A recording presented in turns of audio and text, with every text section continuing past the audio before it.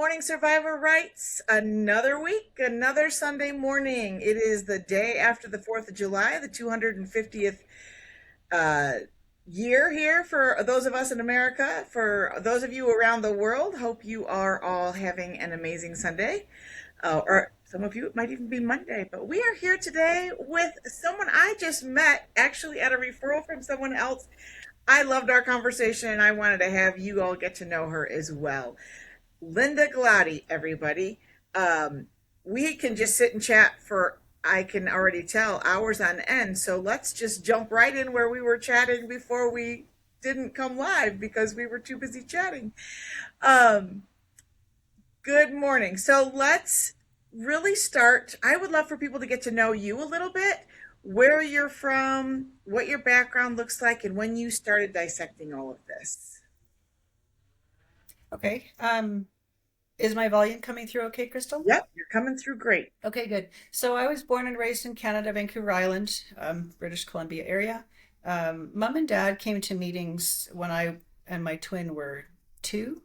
So essentially born and raised, but not like, third, fourth type generation, which is such a funny thing that people talk about, oh, I'm fourth generation, but we have no beginning. But anyways, um, I I suppose I began deconstructing or constructing my beliefs really in my teens because when you have a conversation with somebody or you get introduced to a concept in school or in a psych class or biology class or whatever, and you have to connect that to your worldview, like, okay, is this compatible? If it's incompatible, then why is it incompatible? And you can't have two opposing things both be true. Um, and so that probably started, oh, college.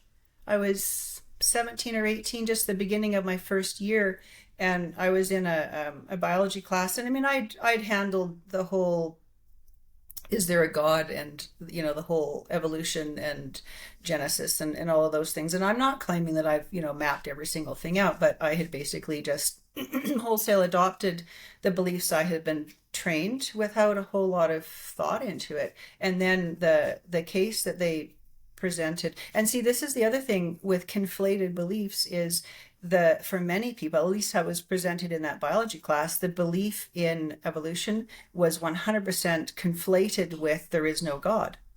Um, and here I am. Okay, I had very dedicatedly given my life to God at 11. And as best I knew, you needed to attend meetings and partake in meetings and be a good person and be a good girl and not get into trouble and all of the rules. And you better keep your hair this way and you better not wear pants, but except when you're playing outside, but we don't really talk about that. All of these things that I had just adopted. And then all of a sudden, like, oh, did I just like dedicate myself to something that doesn't exist? Oh, okay. And I couldn't shove that aside, Crystal, because I'm a pretty logical person, Yes, and you and are. I couldn't hold conflicting views of that magnitude. Nor could I see myself just, standing up and participating in something if it wasn't true, if it was a lie, because then I'd just be like standing up performing, and that just seemed an utter waste of time. But there's so much social pressure into participation. And as children, and certainly as teens, we get lots of strokes and positive reinforcement from the community for doing those things. So it's a real dilemma because then if you stop doing those things or even investigate, like lift the hood on the thing and see what's underneath it, you risk social isolation. You risk condemnation from your family. You might get a visit from the worker, which is like super scary. If you're like some little 17, 20-year-old, I mean, cheapers, even when we're in our multiples of decades, you get sat down in a private visit where there's you and two other people who have authority. That's a scary thing. But I had to sort this thing of, is there even a God? And I didn't feel at that point in time, I mean, I'd listened to hundreds of hours at that point in time of meeting testimonies and sermons from various platforms. And none of that was a bulwark against this question.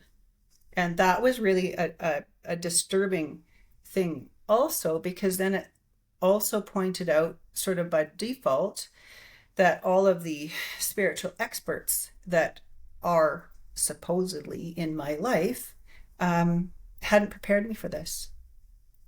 And so I had to ration my way through that. And so finally I said, okay, pros and cons, truths and falses. What does each worldview offer? And so what I ended up boiling it down to was, if you believe that there is an uncreated God, where did that come from? Well, we don't know, because our mind doesn't really grasp infinity very well. But then if I went with the evolution concept, not just, I should reframe that. It's not just the evolution thing, but the whole concept that, matter came from some infinitely condensed thing that went big bang, to use my, Right. teenage terms, as I was thinking this through. Then where did that thing come from? And there's all this scientific evidence coming out in the 90s about the ever expanding universe. And so there's no steady state going on.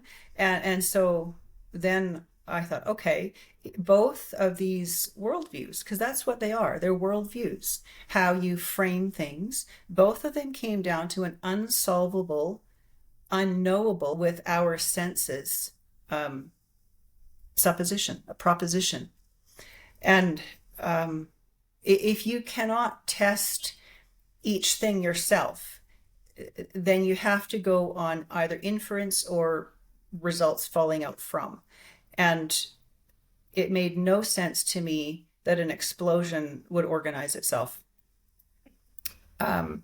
I had enough biology and blown some things up in the kitchen to go, okay, like, when you put the egg in the microwave, because microwaves were brand new when I was a kid, and it didn't take very long for the thing to completely explode, and then I had a microwave to clean up. Like, hey, explosions are a mess. And it just seemed to me that everywhere I looked, there was fine tuning. And I had never heard of these arguments before. I mean, there was no internet. It's not like I could go research, Dr. Stephen Myers, and read his God hypothesis, or different things. This was just trying to make sense of my world. So I decided, okay, there was one. And that's about as far as it went. And I was still being a good girl. And then after Kevin and I got married,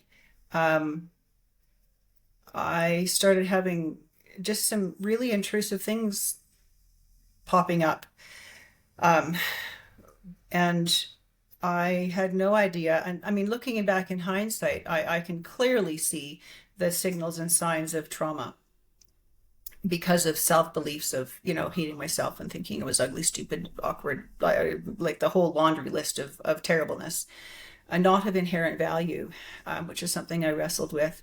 And that directly amped up when I was married, not because Kevin was cruel to me, but because if things didn't go well, shall we say, then I was a mess for 2 days of like all of these feelings that had no source that I could attribute to. And that made no sense, because, like, if someone says something mean to you, then it's reasonable to feel, righteous anger or hurt or defensive or whatever. But to have these spontaneous feelings intrude into my life, I couldn't figure that out. And anyway, and then it progressed to flashbacks. That was a load of fun. So thankfully, I had a couple of really good psych classes in university, and because I was going through for a teaching training. And so, I mean, it's not an in-depth, it's not a doctorate or anything, but you get some basic concepts of what a healthy psyche would look like. And self-hatred is not a part of that. You're like, okay, that's interesting. And I really had a breakdown at at convention, and convention had been my happy place. I do understand that there's many people where that is not the case, but for me, because I was such a good girl, I had loads of strokes, decent like affirmations of positive interactions with workers, not inappropriate ones, and I could socialize with other kids who were of the same weird tribe as we were and sort of feel normal for 4 days. And I could hardly be out amongst people. And we're always taught, you know, if you have a bad feeling, or if you're not, something isn't right, you need to go pray about it. And I had searched for years at times when I'd felt so unhappy. Like, what horrible thing had I done that was so bad that I felt like this, so I could repent of it and get on with it, you know, get on with life. No, I couldn't think of anything that pervasively awful. And anyway, so there I was, and instead of, this is the first time I think I'd ever attempted to reach to God. Here I go again, with feelings rather than words. And oh my stars, because I thought, okay, if I couldn't put it into words, I didn't have that vocabulary, so I just felt to God. And the image I had of how I felt God was to me was like some awful, mean, cruel, ultimately powerful being that would just like rip me apart and then reconstitute me so he could rip me apart, like this never-ending torment of shame and disgust and humiliation and nowhere to hide. And it was so unbearable. And then I thought, wow, that's what I think of God. And then I contrasted that immediately. The little children's song pops up of Jesus loves me, this I know. And I thought, but this isn't what I know. This is what's arisen. Where did that come from? And what's that a projection of? And, none of our parents are perfect. My father's not perfect, but he's a loving man. He never did those things to me. He never beat us in that way, thankfully. He was never so verbally abusive that I would have no sense of cohesiveness as a being. I'm like, okay, whatever that is, this event that has catastrophically trained me or put these feelings into me, isn't from my family of origin.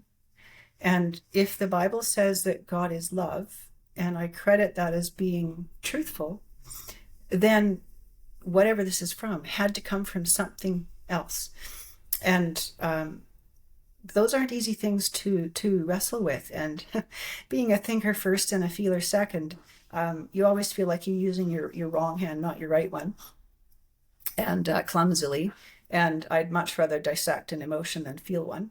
Nasty ones, good ones are fine, but the ugly ones are easier to dissect than feel, but that's not how you get through it. And so I had to have a framework. And so I'm like, oh, okay, I am going to set aside everything I thought I knew about God and how this all came to be. I start from the place of believing that there is a God. Because when you don't know what's true and what isn't, if you wholesale chuck everything, you might check out the good stuff. Like, you don't know. It's like a home edit. You have to do that thoughtfully, not just take the entire contents of your house indiscriminately and dump it at the dump.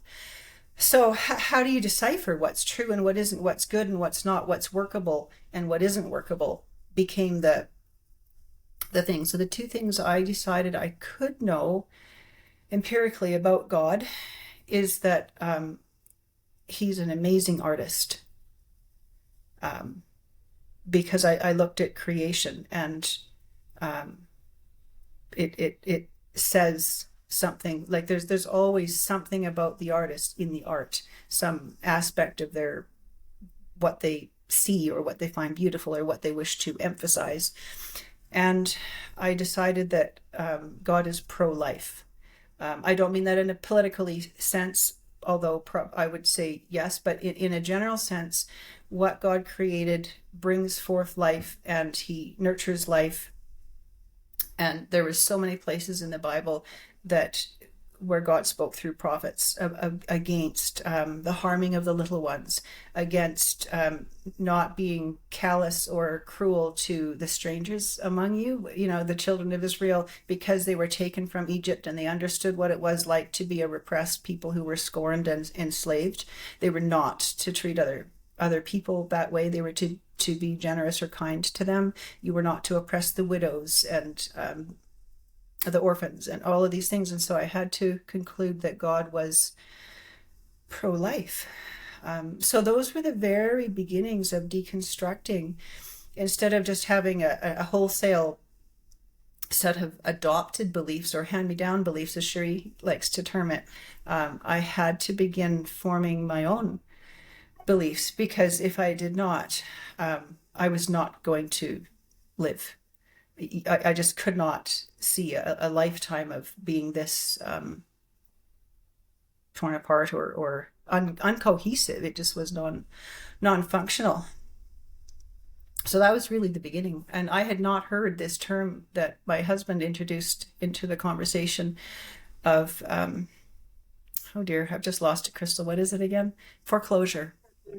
That's right. Yeah. And when did you come across that concept in your journey? I really have been deconstructing since 1993, so it's a very long time. I'm not nearly as logical as you are. I'm much more of a feeler. First of all, good morning to everybody out there. We've been just like kind of engrossed in conversation here. Sorry, you guys. Good morning, Bonnie. Good morning, Debbie. Good morning, Diane. Good morning, Darla, Lynn, Mardell, Bev, Susan, whoever else is out there. I loved our conversation when we first talked, because I came away from it and I felt like, now that is a conversation about faith versus logic. You are so logical, and Mm. you have found a way to weave and intertwine your faith into that. And I came away inspired really by our conversation, because I have been deconstructing for a long time, but I had a lot of trauma that I had to unwind with it.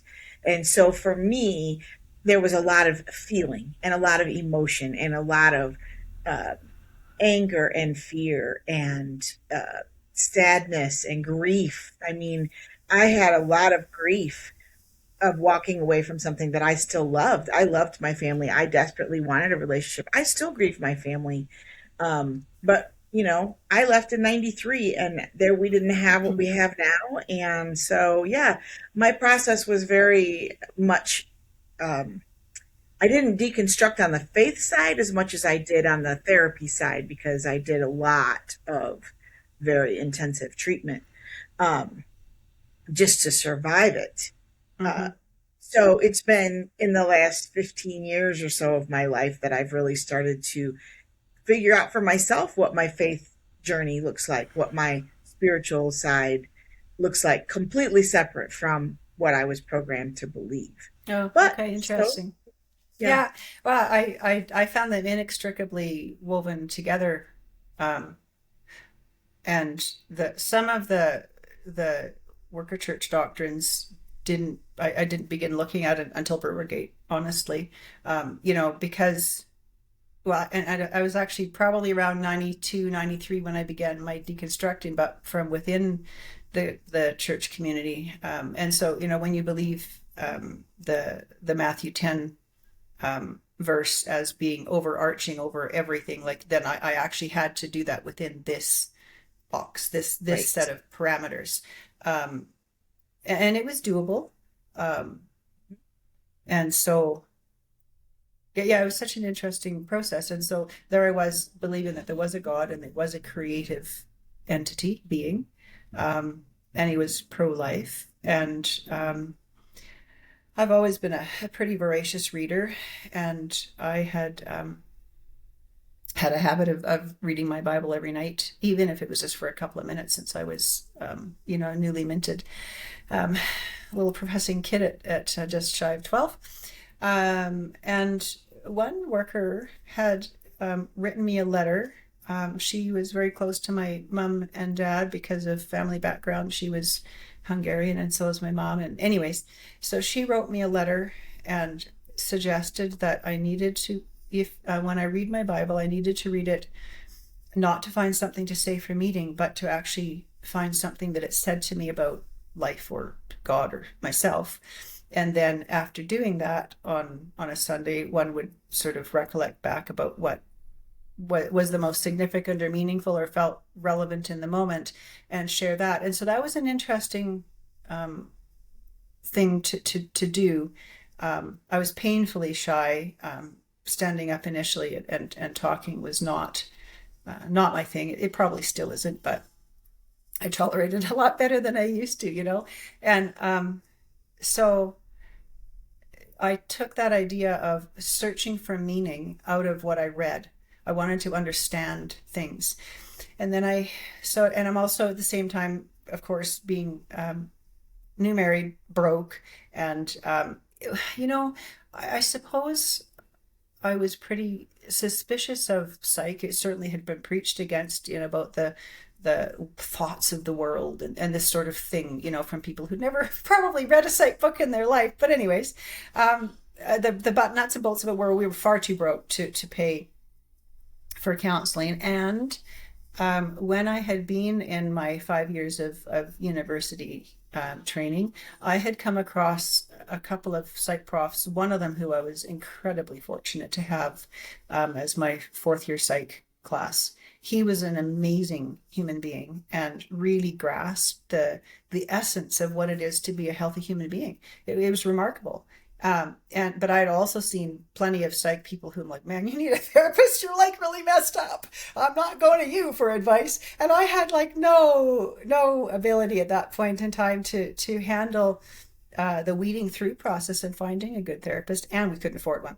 So my psych was my books. And so a good friend of mine had given me, when I first started having my issues showing up, she was from an unprofessing background, had come to meetings and professed for a handful of years before leaving. Anyways, we were friends, and she gave me a book by Alice Miller.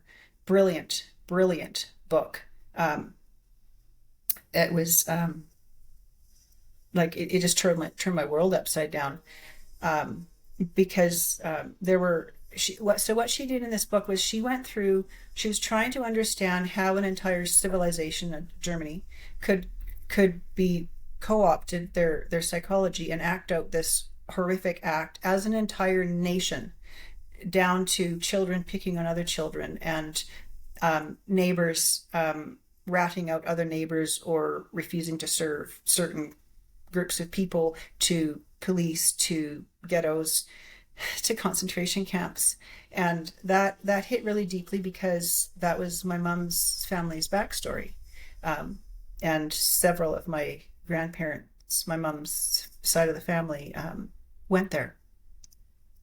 Anyway, she's trying to figure this out. And so what she did was she contrasted child rearing manuals from like 200 years ago with then current day 1940s and 50s thinking, and compared and contrasted, because what she found is that the language was much less guarded. People actually talked about,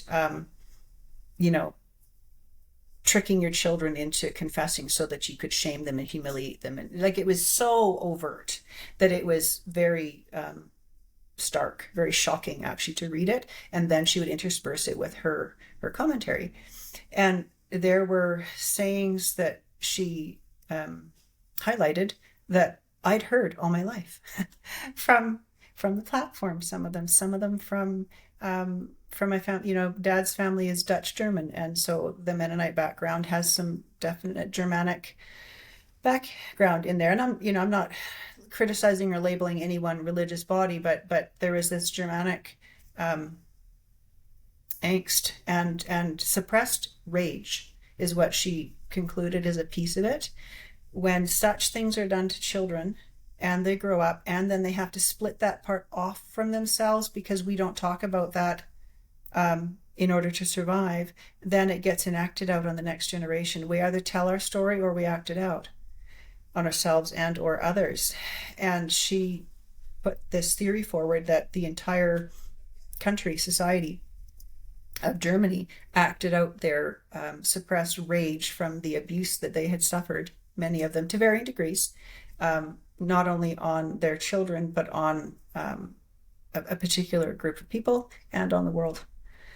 And that was quite something to process. And so I'd read until I would get triggered, which was quite often. And then I'd journal and I'd write and I'd think about these sound psychological principles of not hating yourself and just, basic functional psychology.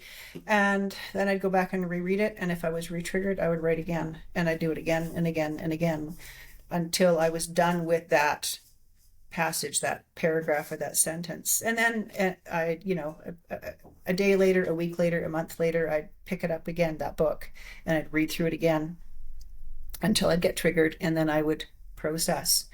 And in between all of that, scrape yourselves together and show up at meeting, because that's what you did in order to secure your salvation in the how I would have been trained, right? I had not taken that piece apart.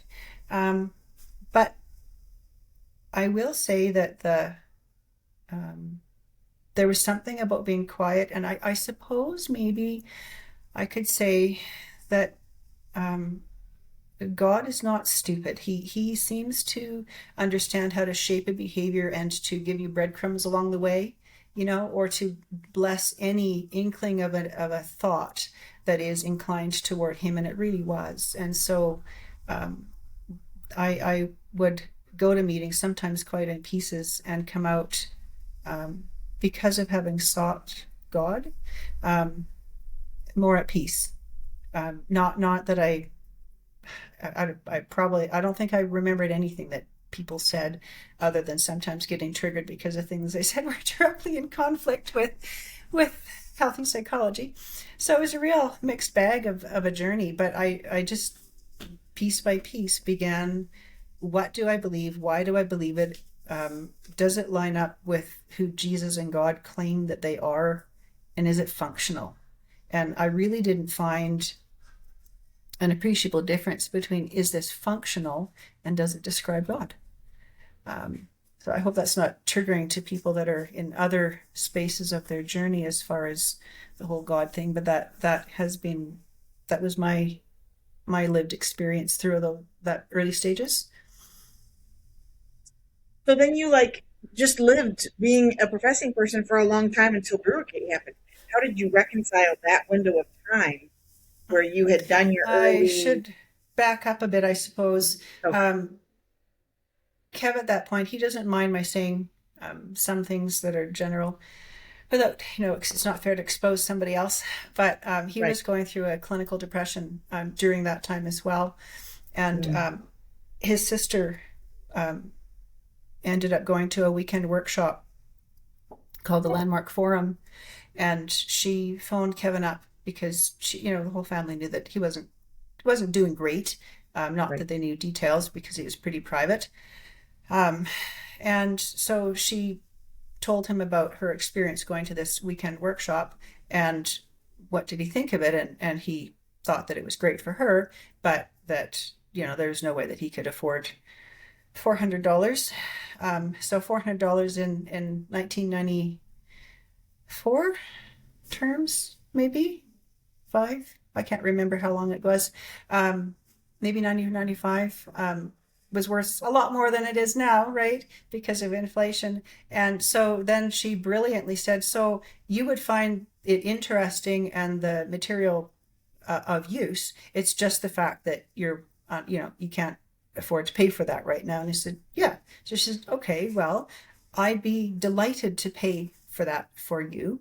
And let's take a look at the upcoming weekends and see which one you'd like to attend.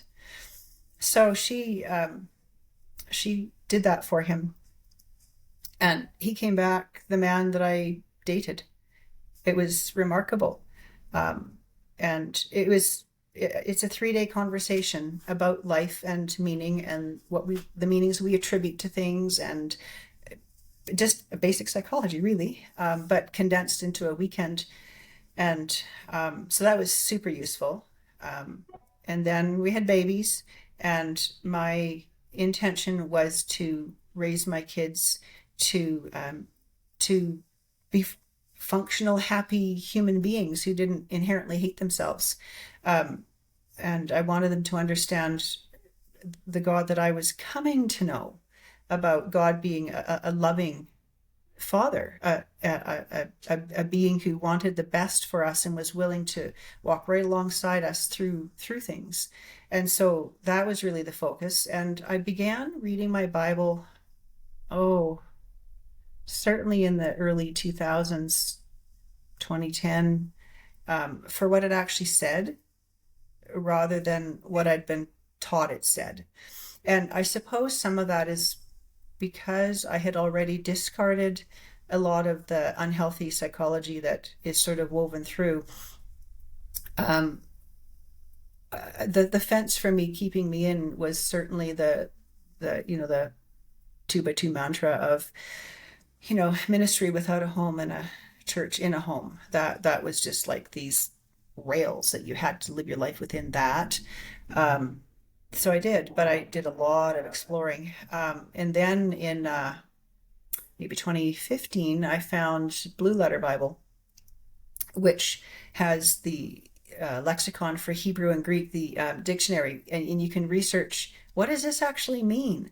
And you can look at different translations and commentaries. And so I began reading my Bible for what it says. And there were loads of things that, I mean, even when I was in my awful days, if I didn't understand something, I said, I have a mental shelf. Like, just put that on the shelf.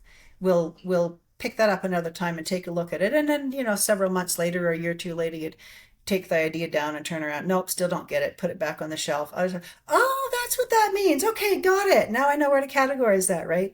So that was my background up until Brewergate.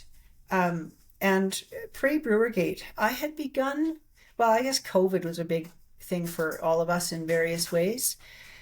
And COVID stopped people from attending bi-weekly or more times.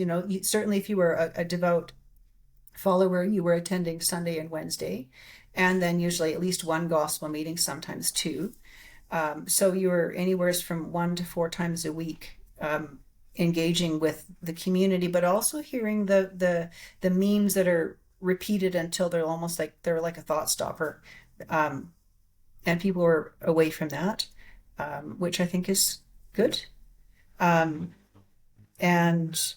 then the partway through, at least in Canada, different areas had many different approaches to COVID, but in BC, we were allowed to have bubbles at various times of the year, where you could have your 6 people that you would engage with, but nobody else on a social level. And anyways, our overseer at the time had never sent a letter to the entire province. He didn't send an entire letter to the province when he became the overseer a few years earlier, introducing himself. He had never sent a letter about any item or topic or communicated on a broad scale. It was just the local workers who did their thing, right? But all of a sudden, we have a letter from our overseer stating that meetings are under the auspices of the ministry, and the emblems in particular are only to be in homes that have been sanctified and blessed by the ministry. And so if your home wasn't allocated as a meeting home, then you were not even permitted to have the emblems to look at in your own little private meetings. And that bothered me a lot. I'm like, who is this person to say that I am unworthy to have the emblems in my home? Because my belief about my partaking of the emblems was that I belonged to Christ and to God like a kid belongs to a family. And because I had gone through a process a number of years ago of actually coming to believe in grace and in utter repentance which is then gifted with redemption and grace and the indwelling of power to not seek for validation through unworkable means. Let's say that. And here's this person telling me that I can't partake in the emblems and I can't even set them on the table in the room should we wish to have an official style Sunday morning meeting. Right? And I just was like gobsmacked, and it really bothered me. And now I have this, conundrum of, do I obey this spiritual leader or do I believe my own beliefs? And, we waffled in and out of that because it's not like I believe partaking of the emblems is in and of itself salvation. But it was the first time when I had had an edict from on high, shall we say, that didn't line up with scripture or things that I believe, but it was simply promoting a power in a system. Although I think we all kind of knew that if you got on the wrong side of a worker by, doing something deemed naughty, even, going to a movie or things like that, cutting your hair or whatever, heaven forbid you should like put mascara on for some people. So that's always kind of baked in there anyways. But yeah, this is the first time. And then I had begun wondering why, like if when we went to convention, I had stopped taking notes like years ago because I decided I was only going to write something down if it felt meaningful to me or sparked some sort of joy in the Lord. And so for the last 10, 20, 15 years, I lose track. If I heard one thing or two out of the entire convention that wasn't just a repetition of a meme we'd heard a billion times, that was a good convention.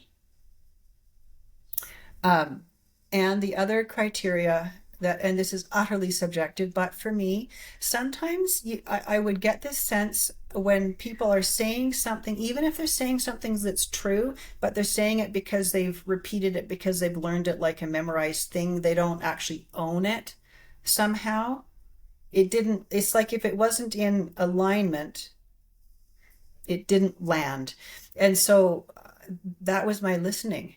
So that was interesting. Like, why, if this is the thing, the way, am I hearing so many messages that don't ring? Yeah, I can go with, okay, that message isn't meant for you, and we've heard that a billion times, and there is some validity to that, but there just wasn't. There was such a sense of familiarity and camaraderie from childhood, an environment, but not a lot of spiritual inspiration. Right. And then during COVID, and I know there's people that are polarized on this person, but he has said many, many interesting things. I began listening to some extemporaneous long form versions, like hour and a half to 2 hour question and answer or introductions of books from Jordan Peterson, as he explored several, rules for life, just things that make life workable. And then he began exploring into the biblical stories. And of course, in a good, because I was a good little professing person, I would think, okay, but you have to be professing to be saved. So I would envision myself having the opportunity to have a chance meeting with such a person and inviting him to our local gospel meetings. That's a problem, because there's so much of what was said wasn't psychologically solid, didn't make sense, I just like it wasn't workable. So that's all kind of pre-Brewergate. And then when Brewergate broke, and this is before I even knew that the letter had been leaked, not on purpose sent out, which is a big deal.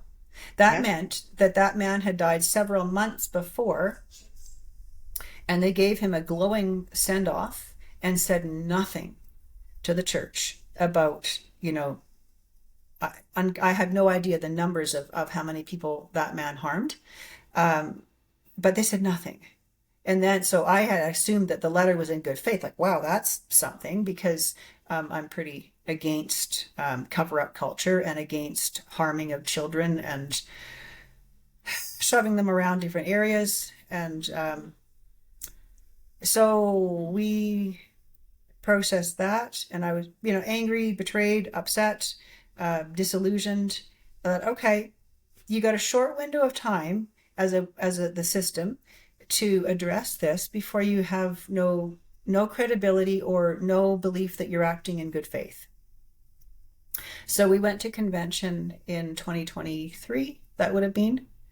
And we wanted to go because I wanted to see what the workers would do and hear what they would say and if they would even address it.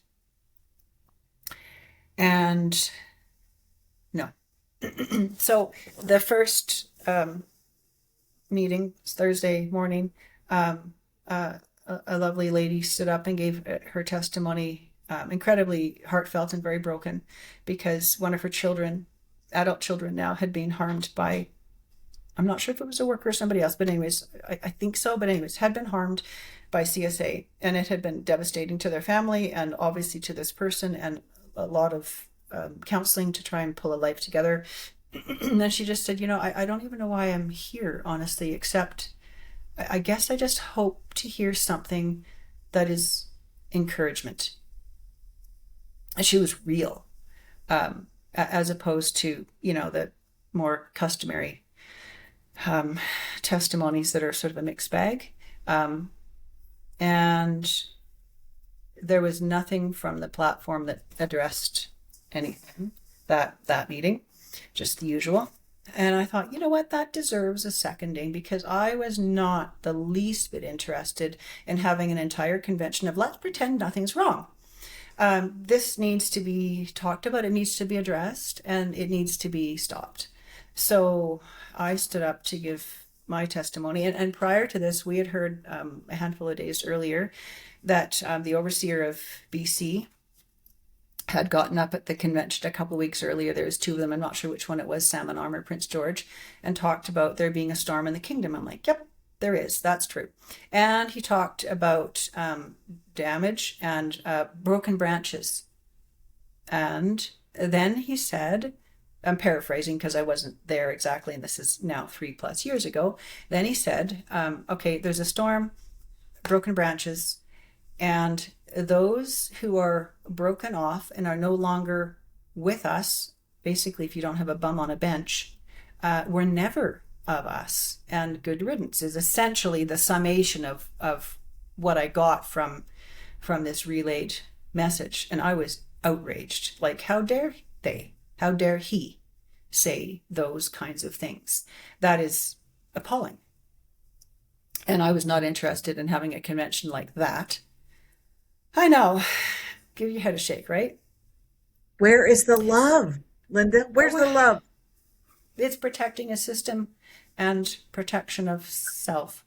So I stood up and thought, no, we're not doing that. So I said, and it was so interesting, the whole convention, people, they actually gave more time to testimony than usual. And there was a sense of very quietness and a little bit of shame momentarily from the workers who were taking the meetings. Like they did not interrupt testimonies. There was none of this, a word of thankfulness and a word of encouragement or 2 minutes or less, none of it. And so I got up and I said, you know what? I think we need to first acknowledge that we have half an empty tent here today. Because if we're not real and we don't talk about things as they really are, God won't bless that. And I said, I've heard it said about this, this other thing. And I said, let's face it, we've all had times when you just can't people today. People have illness, people have cancer, people have mental challenges, people have sick children. There's all kinds of reasons why you can't people today. And we dare not say that just because you're not peopling today, that you're not in God's hands. So let us not, as a congregation and ministry, say such things. We are all in God's hands, and this is a journey. And then because I wanted to set out that I don't want to hear any messages like that. Thank you very much. And then I talked about, I'll condense it, but then I talked part of it about, we've heard from the platform many times about the hireling and the wolf and the sheep. And I said, the responsibility that the ministry has taken on is to actually be under shepherds. They're shepherds of the sheep. And so I have heard it spoken at various times with great scorn about paid ministry and hirelings as being preachers who take a salary. But I said, if you read it, that's not what Jesus said. And let's face it, all of us donate some of our money, our homes, our cars, our skill sets. You in the ministry, you can call that a salary, even if it doesn't have a number attached to it. I said, but what Jesus defined the hireling as is someone who, when the wolf comes, they run away and allow the sheep to be torn and scattered and harmed. That is how Jesus defined a hireling. And I said, a hireling will move the sheep, pasture the sheep, feed the sheep their, rations. They'll bind up some small wounds. They'll do many things in care of the sheep. But the real crux of the matter is that when the wolf comes, no, they abandon the flock and run away and allow the flock to be harmed. That was well before we had no idea of red boxes and percentages and all of that. So I just said, it just seems to me that God is sorting this ministry right now for who has the heart of a shepherd, who's a wolf, and who's a hireling, and may God help us. And I sat down. That was Brewergate. And then maybe a week or two after Duncan Convention, I got invited to CCF. And there was the letter to the overseers and overseers requiring them to acknowledge the harm they had done and to take accountability and to step down. And I thought, that's actually correct. These men have known these things. And I knew the whole Dale Schultz moving Robert Corfield. I knew that he was out of the work in 1999. And then when I found out, 20 years later, when he showed up at Duncan Convention, that, still in the work. Really? It took a bit to piece that together. It was actually after Brewergate that connection was made. I'm like shocked. So I thought, this is actually correct. This should be done. And then the second thought was, you sign that letter, you're putting a target on your back, because every single person who signed that letter is declaring openly to the ministry and to the overseers and the overseers that you are not in alignment or agreement with their actions and what they've done. And then the third thought was, okay, and push come to shove, who do you respect more? God and what's right, or the system of workers and overseers? So that but that is an interesting thought process to think that through. And so that was the signature on the letter, and that went nowhere, of course.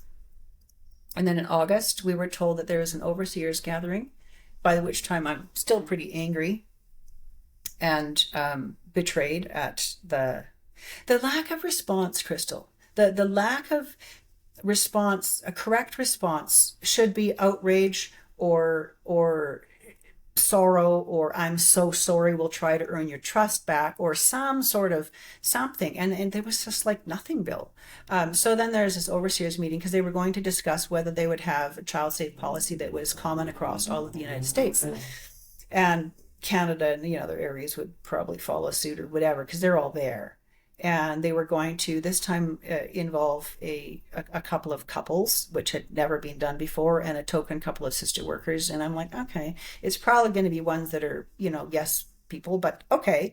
And so they met for 2 or 3 days, and we get a 1-page letter expressing their transparency about everything that happened in their 3 days of talking. You can't sum up 3 days of talking in a 1-page sheet. You just cannot. Anyways, the sum of the Seneca letter was that because of regional differences between different states and laws, that they felt it was better that each area have their own. I'm like, meh, my BS meter went off on that one, I must admit. I'm like, okay, I don't know what they discussed, but it surely wasn't that. And so that was essentially when we kind of figured this isn't going to be changing anywhere. And then several months later on CCF, somebody wrote in that they talked to one of the overseers from somewhere in the southern states that was there. And what they actually discussed was that if they had a common policy, this is how it explained to me, if they had a common policy across the United States, that would mean that they are a cohesive organization all through the United States. Meaning, if there was ever a lawsuit filed, say, in Florida against the church or the workers or the system or anything like that for a child sexual assault case, that all the rest of the states money pots could be involved, and we can't have that. So okay, that rings more true to me. I don't yeah, you start weighing up, I'm just being cynical or is this reality? But I kind of, you start thinking, okay, that seems like a more realistic proposition, because I haven't seen a lot of altruistic behavior on other fronts on this sort of thing. So that was the end of 2023. At that point in time, we decided we were done with the ministry as a whole. And I, at that point, thought maybe I could respect individual workers, but I'd have to have some real strong conversation with them on an individual basis, involving awkward conversations like, what are your views about Brewergate and child sexual assault? Have you been celibate during your ministry? Or are you repeatedly having affairs? Are you a homewrecker? Like, if you're having affairs, are you having them with another consenting adult who's unmarried, i.e. another worker or something? Or are you, involving yourself with a husband or a wife and breaking up a home? Like, those are really confronting. Like, who does that? But I didn't feel like I could open my home or financially support somebody who wasn't living up to any kind of a Christian standard. And that was right around the time also when somebody on CCF wrote in, sort of going on about the whole, let's not be too hasty, and the workers, and blessed are the feet on the mountain, which is like a messianic prophecy from the minor prophets about Jesus. It's not about our paired workers. So I sat down and thought, okay, I am going to print out every single send out that Jesus ever did. I need to understand what Jesus actually sent them to do, and then let's look at it. And I mean, I don't have the actual scripture text memorized as to, I know it's Matthew 10, Matthew, Mark, and Luke for sure all have a version of the sending out of the 10. Some of them have the version of sending out the 70 as well, and what they were sent out to do. And then I came across John 20. Crystal, you never feel smart. You just feel like an idiot for not seeing something before, for being duped, or reading over something without really seeing it. And here in John 20 is this send out that Jesus did after he resurrected. So my understanding of New Testament and Old Testament, a testament is a covenant or a legally binding contract, right? And so you have the Noah covenant about not destroying the earth and go forth and multiply, et cetera, look after the place. Then you have the 10 Commandments and the Mosaic law and the Levitical law that kind of came out of that, which was kind of remarkable for its day. And then Jesus fulfilled Old Testament prophecy. He was the fulfillment of many of their enacted out ceremonies that they have, the Passover lamb and so forth. And then you have this crucifixion resurrection moment. And then we have a new covenant, which Jesus spent several chapters from John 14 to 17 or 18 talking about this new covenant, and I will come and dwell in you in spirit. And so he met the disciples and apostles and said, I am going to send you out the way the Father sent me. And then he breathes on them the Holy Spirit. Wait a minute. Okay, Jesus went out in Galilee, and who was his first companion when he went out into the work? To use the lingo, like, he didn't have one. He had the indwelling of his Father in spirit as the companion. And he even directly says it when he's having an argument at different times with the scribes and the Pharisees, the religious, hardliner cults of the day, because he undermined their authority and preached true things and was the embodiment of it. He lived it. And so here Jesus is directly saying, there's a new send out, and I and the Father will indwell and go with you. And then that wasn't enough. So then I skim read, because I can read pretty fast. I skim read through all of Acts and many of the letters of Paul, and the accounts of, what would you say, testimonies or a gospel message being preached. And I just did a little checklist. Is this a paired message where two people preached it? Or is it a one preached it like Paul on Mars Hill? Or a multiple preached it like Peter when he went to Cornelius? And when I did my little, one here, some over here, another, you just sort of do the cross hatching. And around 25% of the messages that were preached a paired message, two people proclaiming. But some of them were married couples who were not apostles. They were evangelists. And 75% of the messages were either solo or more than two. And what that said to me is that it's not wrong to go out two and two. That's fine. It's just not required. It's not mandatory for salvation. And this is one of the two bedrock pieces that the entire worker ministry is based on.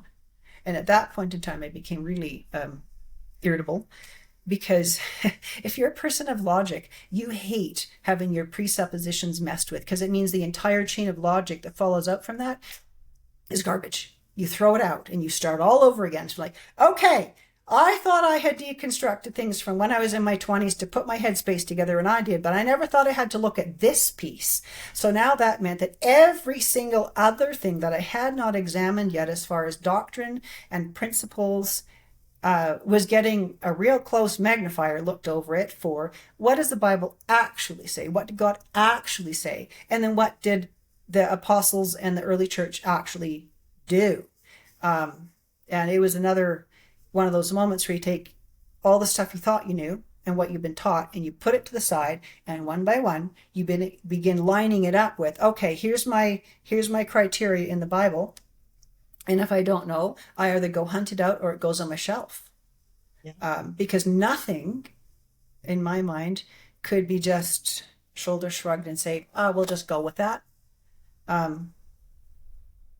I love this conversation. We are already out of time, which I don't even know how on earth that happens, but here we are.